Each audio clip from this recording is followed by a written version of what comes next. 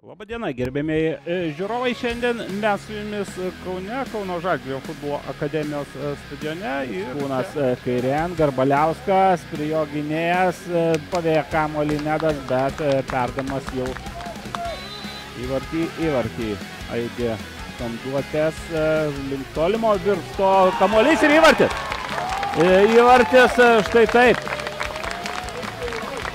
Paprašė žiūrovai, negi gaila, ir atrodo Nojus Vytis Audinis atsidūrė reikiamoj vietoj. Kuantys žaidėjai parodė, kad estai gali ne tik gintis, estai gali ir gana pavojingai atakuoti. Dar viena situacija ir rezultatas tampa 1-1. Tarsi išgirdę mano žodžius, 11 numeris Tony Varjun smeigia Vinį iš už baudos aikštelės ribų.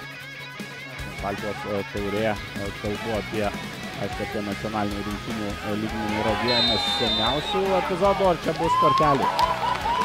Čia bus kortelių, raudona kortelė 6 numeriui. Enrico Kajeri.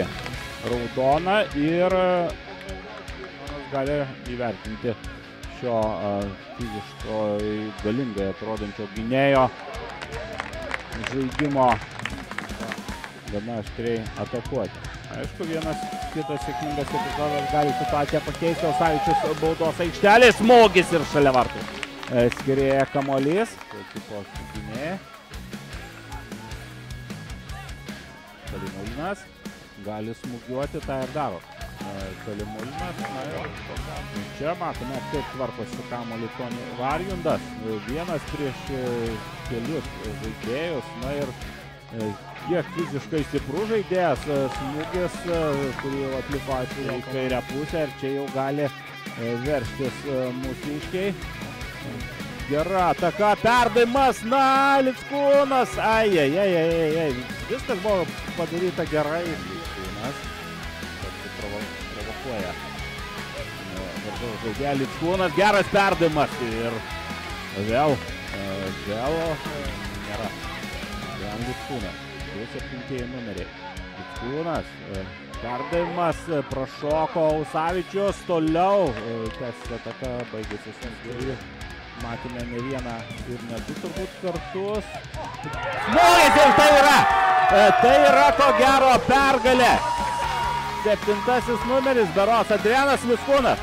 Ir atsiduria komandos draugų glėbyje. Na, jeigu tai nieko jau neįtikėtino neįvyks, tai fantastinis epizodas. Personalo įsikišimai, neblogas perdavimas, Vaitnovičius kamuolį išmuša. Ir tai yra viskas. Tai yra viskas. Sveikinimai Lietuvos U19 rinktinė.